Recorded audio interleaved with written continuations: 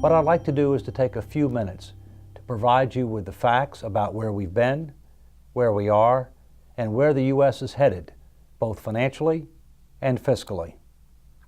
This chart represents federal spending adjusted for inflation since 1912. In 1912, the U.S. government was 2% of the U.S. economy. Last year, it was 23% of the economy. So the federal government is almost 12 times bigger today as a percentage of the economy than it was in 1912. And revenues have not kept up with expenses, especially recently. This shows years with Republican presidents in red and Democratic presidents in blue. As you can see, spending is a bipartisan problem, and it's been particularly out of control since 2003. Since 2003, we've had presidents from both major political parties, and the Congress has been controlled by both major political parties. The truth is, there's not a party of fiscal responsibility. There are people who are, there's just not enough of them. This is how we spent money last year in Washington, D.C. Number one is Social Security, including retirement, disability, and survivor's insurance. Number two is health care cost for Medicare and Medicaid. And number three is national defense. Note that, contrary to popular belief, international and foreign affairs was only about 1.5% of the budget. In 1912, the Congress controlled 97% of federal spending. The only thing that it did not control was interest expense. Last year, it only controlled 36%.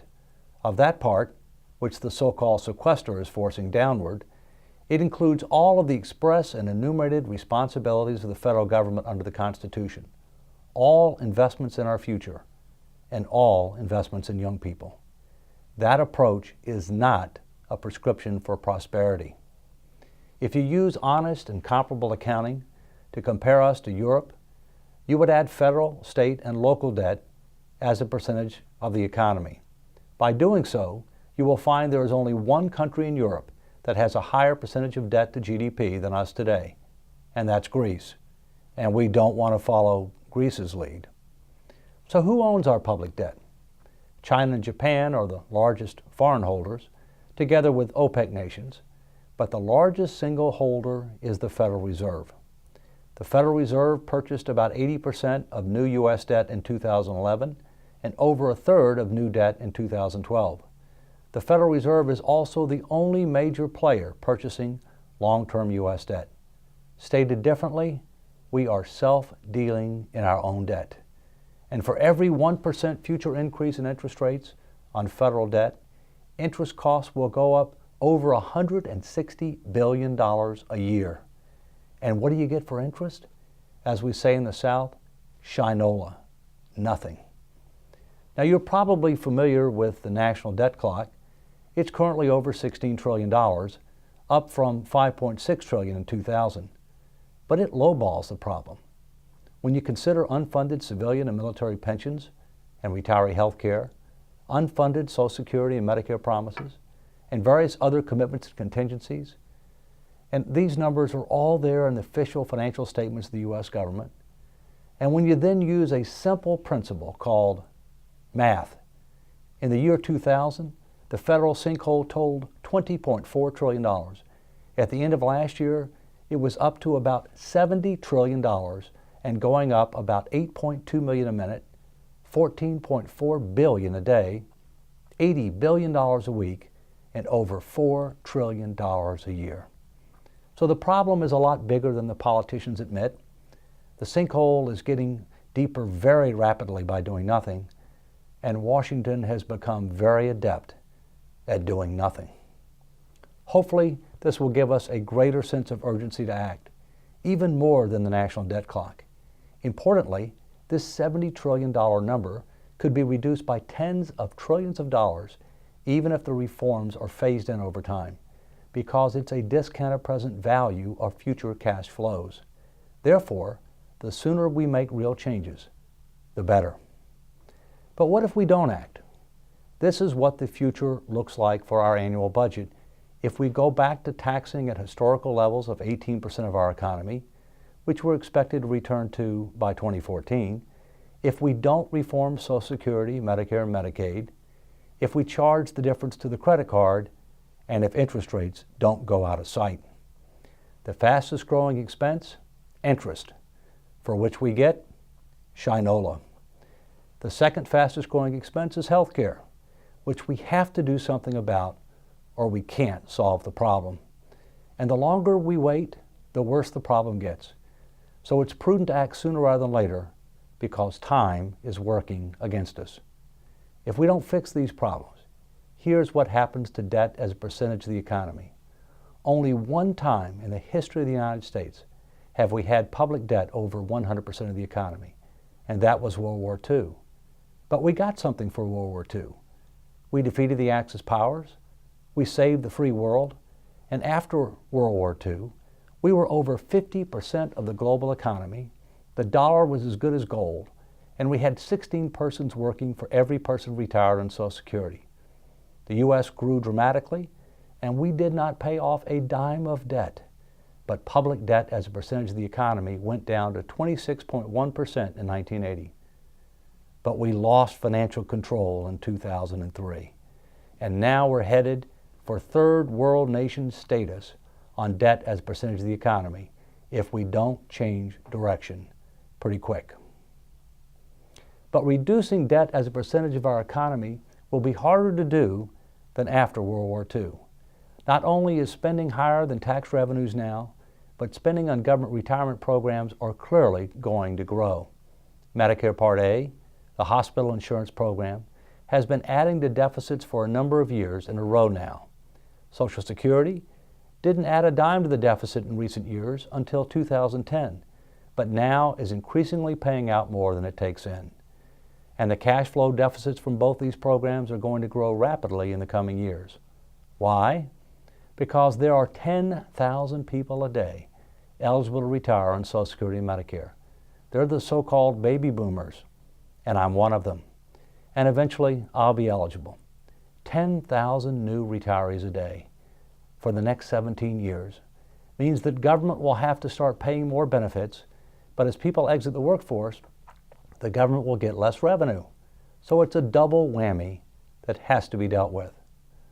A lot of people think that they've paid for their Medicare benefits because we pay payroll taxes for Part A, hospital insurance, and once we retire, we pay premiums for Part D and Part B. The truth is, the typical person gets 315% return on their Medicare payroll taxes and premiums, in part because 95% of people who voluntarily sign up for Medicare's Part B and D, which are outpatient, physician, and prescription drugs, get a 75% taxpayer subsidy irrespective of their income and wealth. So we are subsidizing people who are very well off. And on health care, we spend over double per person what other industrialized countries spend, and we get below average results on life expectancy, on obesity, and a variety of other societal measures. When you spend double per person, but you get below average results, the answer is not to throw more money at that system. The answer is to reform the system, dealing with incentives, transparency, and accountability. And by the way, we have the same problem with K through 12 education. We spend double per person and we get below average societal results. Now what about defense? We spend as much as the next roughly 20 nations combined on defense, and most of those are allies. What about tax burdens? People argue that we're an overtaxed society. I guess that depends on where you sit. But the fact is, if you look at federal, state, and local taxes as a percentage of the economy, we're lower than most major industrialized nations. Only Japan and Mexico are lower than we are. If you look at the tax code, we lose over $1 trillion a year to deductions, exemptions, credits, and exclusions. Number one on the list of special tax preferences for individuals is that people don't pay income tax on employer-provided and paid health care. Number two, the mortgage interest deduction. Number three, the fact that until this year, people who made all their income on dividends and capital gains, very wealthy people like Warren Buffett, paid only 15% on that income, and they don't pay payroll taxes on that income either. The Earned Income Tax Credit gives a rebate to the working poor, which not only reduces their taxes, but in many cases it gives them a subsidy check. 20% of Americans get a rebate for more than they paid in income taxes. And then charitable contributions are number 5. We have 2 problems on income taxes. Now this is just income taxes. As you know, over 60% of Americans pay more in payroll taxes than in income taxes. Over 40% of people who file tax returns at the federal level pay zippo in income tax. And about 20% get absolute rebates. Now obviously, to the extent that you have a certain level of income that's some function of the poverty level, you can justify their not having to pay income taxes because they are paying other taxes, like payroll taxes. At the same point in time, when income taxes fund all, or substantially all, of the constitutional roles of the federal government, it is a dangerous disconnect to have over 40% not paying any income tax. On the other hand, at the top, the people making over $1 million a year, they're estimated to have an effective income tax rate of under 21% in 2012. You say, how can that be? The top tax rate is 39%. That's because they paid only 15% for dividend and long-term capital gains, which has now been raised to 20% for many people and about 23.8% for people with very high investment income. So the truth is, we have to get more people paying something under a more progressive tax system. But we also have to limit special tax preferences for the well-off, but how you do that matters. I would respectfully suggest that you don't want to build on our current complex, non-competitive, and inadequate tax system. We need comprehensive tax reform that makes the system fair, more competitive, and raises more revenue. And in closing, this is not just a financial issue. This is not just an economic issue. This is an ethical and a moral issue. These are my 3 grandkids and my wife. We are mortgaging the future of our kids and grandkids at record rates, and we are reducing relative investments in their future at a time when they're going to face a lot tougher competition in an increasingly interconnected and interdependent global marketplace. That is irresponsible. That is unethical. That is immoral, and it must stop. My grandkids are 7, 10, and 11, so they obviously don't have a vote. They don't have a voice. I am their voice. We can, we must, and I hope that we will come together to solve this problem in an equitable way.